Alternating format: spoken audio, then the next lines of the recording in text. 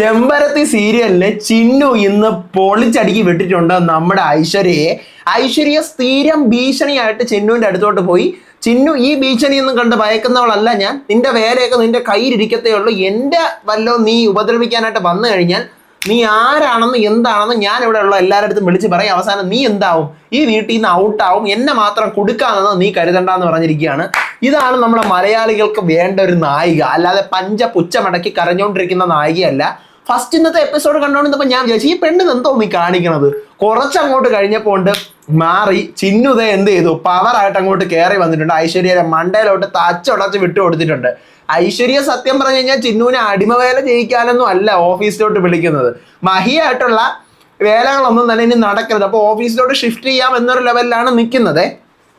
പിന്നെ നമ്മുടെ ഈ സീരിയലിൻ്റെ ചെമ്പരത്തിയുടെ ഏറ്റവും വലിയൊരു കുഴപ്പമെന്ന് പറഞ്ഞു കഴിഞ്ഞാൽ ഇതിന് ഭയങ്കര സ്ട്രോങ് ആയിട്ടുള്ള ആൻറ്റഗോണിസ്റ്റുകളില്ല.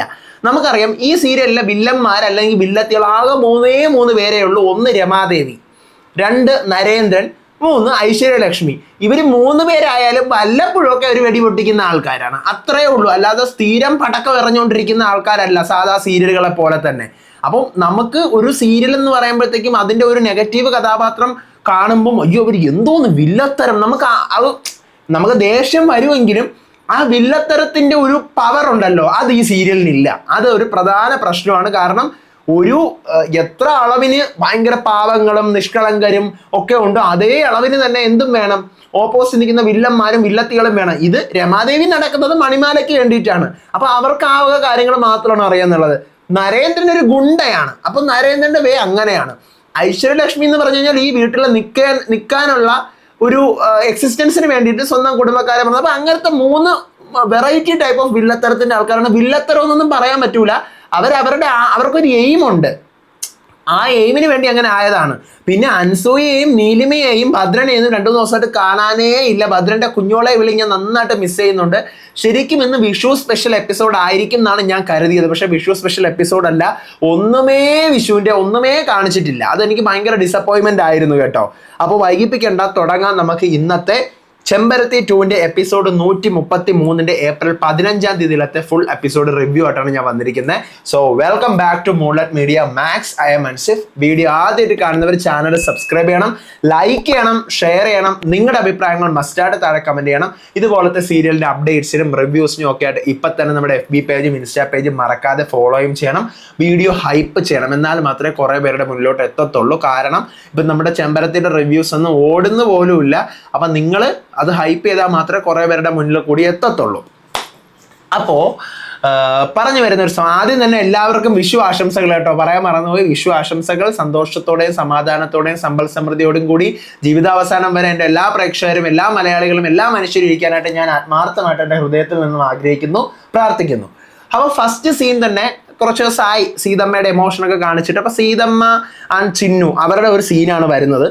ഐശ്വര്യക്ക് അവരുടെ അടുത്ത് ഇപ്പോഴും എന്താ പറയുക, വയ്യാതായിട്ടൊന്ന് തിരിഞ്ഞു പോലും നോക്കിയില്ല എന്നൊക്കെ പറഞ്ഞുള്ള സ്ഥിരം സഹതാപ പരിപാടികളുമായിട്ടുള്ള ഒരു സീനാണ്. അതിനുശേഷം ഐശ്വര്യ ആരെ വിളിക്കുന്നു, ഈ പറയുന്ന ചിന്നുവിനെ വിളിക്കുന്നു എന്ന് പറഞ്ഞുകൊണ്ട് ചന്ദ്രലേഖ കൂട്ടിക്കൊണ്ട് പോകുന്നുണ്ട്. അവിടെ വെച്ചിട്ടാണ് ഐശ്വര്യ പറയുന്നത് നിന്നെ ഓഫീസിലോട്ട് ഷിഫ്റ്റ് ചെയ്യാൻ പോവാണ്, അതിന്റെ കാരണവും പറയുന്നുണ്ട് എന്താണ്. അപ്പം ചിന്നു വിചാരിക്കുന്നത് അടിമപ്പടി ജയിക്കാനെന്നാണ്. പക്ഷേ ഐശ്വര്യ എന്താണ് ഇവൾ അവിടെ നിന്ന് മാറ്റുന്നത്, കഴിഞ്ഞ എപ്പിസോഡ് കണ്ടവർക്ക് മനസ്സിലാവും. മറ്റവൻ്റെ അടുത്തുള്ള പരിപാടീസ് ഒന്നും ഇനിയിപ്പോൾ ഇവരെ അകറ്റിയില്ലെങ്കിൽ ഇവളെ വേലക്കാരി, അവളെ റാണിയാകും എന്നുള്ള ആ ഒരു സീനിലാണ് മാറ്റുന്നത്. അപ്പം ഞാൻ എന്തായാലും പോകൂല, എനിക്ക് സാലറി തരുന്ന രമാദ് മേഡമാണ്, അപ്പം രമാ മേഡം പറഞ്ഞു കഴിഞ്ഞാൽ ഞാൻ പോകത്തുള്ളൂ എന്ന് ചിന്നു കടും പിടിക്കണം. അപ്പം അങ്ങനെയാണെങ്കിൽ എന്ത് ചെയ്യും, ഞാൻ ഈ പറഞ്ഞതുപോലെ നിന്റെ അച്ഛൻ ജയിലിലായത് അമ്മ അറിഞ്ഞില്ലല്ലോ, ഞാനത് പരാവരിച്ച് അങ്ക് പൊട്ടി ചാവുകയോ പിഴയ്ക്കുകയോ എന്തോ അവിടെ. അപ്പം അതുകൊണ്ട് നീ യുദ്ധത്തിൽ നിൽക്കരുത്, നീ സമ്മതിക്കണമെന്ന് പറയുന്നു. അങ്ങനെ കല്യാണിക്ക് സമ്മതിക്കേണ്ട, മൗനം സമ്മതം ആ ഒരു അർത്ഥത്തിൽ മിണ്ടാതെ നിൽക്കുവാണ്. ശരിക്കും ആ സമയത്ത് ഞാൻ വിചാരിച്ചു സാധാ നമ്മൾ സീരിയലുകളിൽ കാണുന്ന പോലെ ഒരു പാവം നായിക, അല്ലെങ്കിൽ എന്ത് പറഞ്ഞാലും കരഞ്ഞുകൊണ്ട് നിൽക്കുന്ന അങ്ങനത്തെ ഒരു നായികയല്ല. നിവർത്തി ഇട്ട് കഴിഞ്ഞാൽ മുട്ടുകുത്തും, അങ്ങനത്തെ ഒരു നായികയാണ് ഇതിലെ ചിന്നു. അത് നല്ല രീതിയിൽ ഹരിതയാണെന്ന് തോന്നുന്നു അത് അഭിനയിക്കുന്നത്. ഹരിത നല്ല രീതിക്ക് അത് അഭിനയിച്ച് വെക്കുന്നുമുണ്ട്. ഇപ്പം അതായത് ഓപ്പോസിറ്റ് എതിർത്ത് പറയുവേ, പക്ഷെ ഇങ്ങനെ ഒരു കേസ് അമ്മയുടെ അടുത്ത് പറയുന്നു പറയുമ്പോൾ പിന്നെ there is ഒരു ഓപ്ഷനും ഇല്ല. അപ്പൊ പിന്നെ മുട്ടുകുത്തിയേ പറ്റത്തുള്ളൂ ആർക്ക്, ഈ പറയുന്ന ചിന്നുവിന്. അപ്പൊ ചിന്നു ഒന്നും മിണ്ടുന്നില്ല.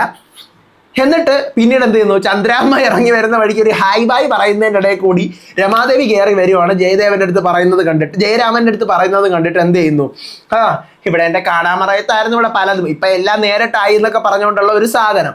എന്നിട്ട് അവിടെ ഇവിടെ പല പല കാര്യങ്ങളും ഇവിടെ നടക്കുന്നുണ്ടല്ലോ, നിരാശാ കാമുകന്റെ ഭാവമാണ് നിങ്ങൾക്ക് എന്നൊക്കെ പറയുന്നുണ്ട്. ശരിക്കും പറയാലോ ഈ രമാദേവിയുടെ സൗണ്ട് ഒട്ടും അവർക്ക് മാച്ച് ആവണില്ല. വീണ്ടും സൗണ്ട് മാറിയെന്നാണ് എനിക്ക് തോന്നുന്നത്. വീണ്ടും മൂന്നാമത്തെ തവണയും സൗണ്ട് മാറിയെന്നാണ് എനിക്ക് തോന്നുന്നത്. ഓൾറെഡി ഫസ്റ്റ് സൗണ്ട് ആയിരുന്നു ബെറ്റർ, അടിപൊളി സൗണ്ട് ആയിരുന്നു. സെക്കൻഡ് സൗണ്ട് മാറി, അഡ്ജസ്റ്റബിൾ ആയിരുന്നു. എനിക്കൊന്ന് വീണ്ടും മാറിയ പോലെ എനിക്ക് ഇന്നലത്തെ എപ്പിസോഡ് മുതലാണ് എനിക്ക് അങ്ങനെ തോന്നുന്നത്. അങ്ങനെ തോന്നിയിട്ടുണ്ടെങ്കിൽ പറയണം കേട്ടോ, നിങ്ങൾക്ക് ഏത് സൗണ്ടാണ് ഇഷ്ടം? എനിക്ക് ഫസ്റ്റ് സൗണ്ടാണ്. അപ്പോൾ ദയവ് കരുതി ചെമ്പരത്തിയിലെ ആൾക്കാർ ആരെങ്കിലും ഇത് കാണുവാണെങ്കിൽ അവർക്ക് പണ്ടത്തെ ആ സൗണ്ട് കൊടുക്കാൻ പറ്റുമെങ്കിൽ അതായിരിക്കും ഏറ്റവും ബെസ്റ്റ്. അവരുടെ സൗണ്ട് പക്ക ഒരു ക്യാരക്ടറിന് നിങ്ങളൊരു സൗണ്ട് കൊടുക്കുമ്പോഴത്തേക്കും അത് കുറച്ചും കൂടി അവരുടെ ഒരു പവർ വരണ്ടേ. അപ്പൊ ഇവർക്ക് ആ പവർ ഇല്ല, വെറുതെ ഇവരൊരിടത്ത് നിൽക്കുന്നു, സൗണ്ട് വേറെ എങ്ങോട്ടോ നിൽക്കുന്നു. അങ്ങനെയാണ് എനിക്ക് പേഴ്സണലി ഫീൽ ചെയ്യുന്നത്. ഓക്കെ, അടുത്ത് നമ്മുടെ ചിന്നു എന്ത് ചെയ്യുന്നു, ഐശ്വര്യ ഇതെല്ലാം പറഞ്ഞുണ്ടെന്ന് കേട്ടോണ്ട് പിന്നീട് തിരിച്ചു പോയിട്ട് എനിക്ക് ഒന്നിനും സൗകര്യമില്ല, നീ എന്താ ഉണ്ടാക്കാൻ പോയി ഉണ്ടാക്കടി എന്ന് പറഞ്ഞുകൊണ്ട് നിൽക്കുകയാണ്. അപ്പൊ നിങ്ങൾക്ക് എല്ലാം തരാം, വീടും തരാം, കാറും തരാം, എല്ലാം തരാം, എനിക്ക് മണിമാല മാത്രം, മണിമാല എന്ന് പറഞ്ഞുകൊണ്ട് ചിന്നു ആട്ടി വിടുന്നുണ്ട്. ആരെ? ഐശ്വര്യയെ. ഞാൻ പോയി പറ, എൻ്റെ അമ്മയുടെ അടുത്ത് പോയി പറ, നിന്റെ ഇവിടുത്തെ കേസ് ഞാൻ പൂട്ടിക്കും എന്ന് പറഞ്ഞുകൊണ്ട് ചിന്നു അവിടെ വെറിത്തരം ആക്ടിങ് ആണ്. ഐശ്വര്യ ലക്ഷ്മി, അതായത് നമ്മുടെ റനീഷ, സൂപ്പർ ആക്ടിങ് ആണ് കേട്ടോ. ആ നെഗറ്റീവിൽ നിന്നുകൊണ്ട് ഞാൻ പറഞ്ഞല്ലോ, ഇവിടെ ആർക്കും ഭയങ്കരമായ വില്ലത്തരം എന്ന് പറയണമെന്ന് ഈ സീരിയലിൽ ആർക്കും ഇല്ല, ഭയങ്കര വില്ലത്തരം ആർക്കും ഇല്ല. അപ്പൊ അതുകൊണ്ട് കൂടി തന്നെയാണ് ഈ സീരിയൽ. പക്ഷേ ഒരു കണക്കിന് നോക്കിക്കഴിഞ്ഞാൽ ഭയങ്കര വില്ലത്തരം ഇല്ലാത്തത് നല്ലതാണ്. എന്നാൽ മറ്റൊരു അർത്ഥത്തിൽ നോക്കിക്കഴിഞ്ഞാൽ ഭയങ്കര വില്ലത്തരം ഇല്ലെങ്കിൽ കാണാൻ നമുക്ക് അയ്യോ ഇനി നെക്സ്റ്റ് ആ ഒരു തോട്ട് നമുക്ക് വരുന്നില്ല. അപ്പൊ അങ്ങനെ എന്ത് ചെയ്യുന്നുണ്ട്, ഇതാ എൻ്റെ അടുത്ത് കളിക്കാൻ വരരുതെന്ന് പറഞ്ഞ് ചിന്നു ഭീഷണിപ്പെടുത്തിയിട്ട് എന്ത് ചെയ്യുന്നു, നേരെ അവിടെ നമുക്ക് അങ്ങോട്ടും ഇങ്ങോട്ടും ഒരു ധാരണയോടെ പോയി കഴിഞ്ഞാൽ രണ്ടുപേർക്കും കൊള്ളാമെന്ന് പറഞ്ഞ് ചിന്നു പോകുന്നുണ്ട്. ദെൻ നമ്മുടെ നരേന്ദ്രൻ സംഭവം അറിയിക്കുന്നുണ്ട് ഐശ്വര്യയുടെ അടുത്ത്. രമാദേവി സ്പൈയെ ഏർപ്പാടാക്കിയിട്ടുണ്ടെന്നൊക്കെ പറഞ്ഞ ഡിറ്റക്റ്റീവിന്റെ കാര്യമൊക്കെ പറയുന്നുണ്ട്. അത് അർജുൻ കാണുന്നുണ്ട്, സംസാരിക്കുന്ന അർജുൻ കാണുന്നു. എന്നിട്ട് അർജുൻ അവിടെ നിന്ന് പോകുന്നു. എനിക്ക് അറിഞ്ഞുകൂടാത്തൊരു സാധനമാണ്, ഇവരെ ഒരു റൂമിൽ കിടത്തൂല, ഇവരെ ഫിസിക്കൽ കോണ്ടാക്റ്റിനൊന്നും സമ്മതിക്കൂല എന്ന് പറഞ്ഞുകൊണ്ടാണ് രമാദേവി വ്രതവും പിന്നെ വയ്യാത്തതായിട്ട് അഭിനയവും ഒക്കെ നടത്തിയത് തുടക്കത്തില്. പക്ഷെ ഇപ്പൊ ആ ടോപ്പിക്കേ മിണ്ടുന്നില്ല. ശിവദാസൻ അന്ന് ജയിലിലായി ഇങ്ങനെ നല്ല അടിപൊളിയായിട്ട് സ്റ്റോറി പൊയ്ക്കൊണ്ടെന്ന് തിരിഞ്ഞു പോയതോടുകൂടി പിന്നെ ബാക്കി ഒരു കാര്യവും മിണ്ടുന്നില്ല. അതിനെക്കുറിച്ചൊരു ക്ലാരിഫിക്കേഷൻ അപ്കമിങ് എപ്പിസോഡ്സിൽ തന്നാൽ നന്നായിരിക്കും. ഇന്നത്തെ എപ്പിസോഡിന്റെ ലാസ്റ്റിൽ രമാദേവി അവരെ രണ്ടുപേരെയും വിളിക്കുന്നുണ്ട്. അപ്പോൾ എന്താണ് കാര്യം എന്ന് പറയുന്നില്ല. അപ്പൊ ഇനി അത് നാളത്തെ എപ്പിസോഡിൽ അതൊന്ന് വ്യക്തമാക്കി കിട്ടിയിരുന്നെങ്കിൽ നമുക്ക് കാണാനൊരു ഇൻട്രസ്റ്റ് ആയേനെ എന്നാണ് എനിക്ക് പേഴ്സണലി പറയാനായിട്ട് ഉള്ളത്. ഓക്കെ, എന്നിട്ട് ചിന്നുവിന്റെ മഹീരം സംസാരമാണ് എന്തിനെക്കുറിച്ച്, ശിവദാസിനെ ജയിലിൽ നിന്ന് ഇറങ്ങുന്നതിനെ കുറിച്ചും തെളിവുകളെ കുറിച്ചിട്ടൊക്കെയാണ് സംസാരം. അപ്പൊ ചിന്നുവിന് മൈൻഡിൽ കത്തുന്നുണ്ട് ആര്, ഈ ഭദ്രനും രമാദേവിയും കൂടെ മുന്നേ പറഞ്ഞിരുന്ന ഒരു സാധനം ഉണ്ടല്ലോ, അതായത് അവിടുത്തെ തമ്പുരാട്ടിയും കൊന്നതെല്ലാം അറിയും എന്നൊക്കെ പറഞ്ഞ സാധനം മൈൻഡിൽ കത്തുന്നുണ്ട്. പക്ഷെ അത് മഹീരടുത്ത് പറയുന്നില്ല. അതെന്തുകൊണ്ട് പറയുന്നില്ല? ഇനി എന്താണ് കാര്യം എന്ന് എനിക്ക് മനസ്സിലാവുന്നില്ല. കാരണം ഈ പറഞ്ഞ പോലെ രമ ഇവന്റെ അമ്മയാണെന്ന് അറിഞ്ഞെങ്കിൽ ഇവളിത് മറച്ചു വെക്കുന്നതിൽ കാര്യമുണ്ട്. പക്ഷെ ചിന്നുവിന് അറിയാം ഇതിന്റെ പിന്നിൽ ആരാണെന്നുള്ള, ഈ രമാദേവിയും ഭദ്രനും ഒക്കെ ആണ് എന്നുള്ള കാര്യം ചിന്നു കേട്ടതാണ്, അവരത് വായിക്കുന്നില്ല. പക്ഷെ ആ കാര്യം മഹിയുടെ പറഞ്ഞു കൊടുക്കുന്നില്ല. എന്നാലല്ലേ മഹിക്ക് ഇത് കുറച്ചുകൂടി ഒരു ഹെൽപ്ഫുൾ ആവത്തുള്ളൂ. ഓക്കെ, എന്നിട്ട് പിന്നീട് ഐശ്വര്യ പുതിയ പുതിയ ബിസിനസ്സുകളും, ഇവർക്ക് ലക്ഷ്യ എയർലൈൻ കമ്പനിയാണല്ലോ, പുതിയ പുതിയ എയർലൈൻ കമ്പനികളും അതുപോലെ തന്നെ എന്താ പറയാ അങ്ങനെ പുതിയ പുതിയ കമ്പനികളൊക്കെ സ്റ്റാർട്ട് ചെയ്യുന്ന പരിപാടീസൊക്കെ പറഞ്ഞുകൊണ്ടിരിക്കുകയാണ് അർജുൻ്റെ അടുത്ത്. അപ്പൊ അതൊക്കെ നമുക്ക് സെറ്റ് ആക്കാന്നൊക്കെ പറയുമ്പോഴത്തേക്കും റോബോട്ട് വന്ന് ഇവരെ രണ്ടുപേരെയും താഴോട്ട് മാഡം വിളിക്കുന്നു എന്ന് പറയുന്നിടത്ത് വെച്ചിട്ടാണ് എപ്പിസോഡ് അവസാനിക്കുന്നത്. ഞാൻ പറഞ്ഞല്ലോ എപ്പിസോഡ് കാണാനും കേൾക്കാനൊക്കെ ഇൻട്രസ്റ്റഡ് ആണ്. പിന്നെ ഇതിനിടയ്ക്ക് വെച്ച് നരേന്ദ്രൻ ആരെ വിളിച്ചിട്ട് നമ്മുടെ ഐശ്വര്യയെ വിളിച്ചിട്ട് പറയുന്നുണ്ട്, നീ അവിടെ നിന്നാലേ എനിക്ക് മണിമാല കിട്ടുള്ളൂ, അതുകൊണ്ടാണ് ഞാൻ നിന്നെ സപ്പോർട്ട് ചെയ്യുന്നതെന്നൊക്കെ പറഞ്ഞിട്ടുള്ള ഒരു സീനുണ്ട്. ഓക്കെ, എന്തോ ആവട്ടെ. അപ്പം ഇത്രയാണ് എപ്പിസോഡിനകത്ത് ഉള്ളത്. പക്ഷേ ഞാൻ പറഞ്ഞല്ലോ മെയിനായിട്ട് ഇതിനകത്ത് വില്ലത്തരം കുറവാണ്. വില്ലത്തരം കുറവുള്ളൊരു പ്രശ്നമാണ്. പിന്നെ നമ്മുടെ കോമഡി ഫാക്ടേഴ്സ് ആയിരുന്ന ഭദ്രൻ, നീലിമ, അൻസൂയ ഇവരെയൊക്കെ അന്നത്തെ എപ്പിസോഡ് ശേഷം കാണാനേ ഇല്ല. എന്നത്തെ എപ്പിസോഡ് നമ്മുടെ മറ്റേ കള്ളം കുടിച്ച് കയറി ഇവർ അൻസൂയക്ക് അടിയും പറ്റിച്ച് വിട്ടതിന് ശേഷം പിന്നെ ആ എപ്പിസോഡ് അതൊക്കെ ഒരു കോമഡി ഫൺ ഫാക്ടറായിരുന്നു നമ്മൾ കണ്ടുകൊണ്ടിരുന്നത്. അതൊന്നും ഇല്ല ഇതിനകത്ത്. ലോജിക്കലി ഇതൊരു കുറേ സാധനങ്ങൾ സാങ്കല്പിക കഥയാണ്, പുരാണമായിട്ട് ബന്ധപ്പെട്ടിട്ടുള്ള മണിമാലയുടെ കഥയാണെങ്കിലും ലോജിക്കലി നല്ല വർക്കായിരുന്നു 120 എപ്പിസോഡ് വരെ. പിന്നെ അതിനുശേഷം എനിക്കിപ്പോൾ ഡെയിലി കാണുമ്പോഴത്തേക്കും അത് മിസ്സിംഗ് ആണല്ലോ, ഇത് മിസ് ചെയ്യും. പക്ഷേ ഇൻട്രസ്റ്റിംഗ് ആണ്, നല്ല ഇൻട്രസ്റ്റിംഗ് ആണ്, ഇത് ഇപ്പോഴും കണ്ടുകൊണ്ടിരിക്കാൻ ഇൻട്രസ്റ്റിംഗ് ആണ്.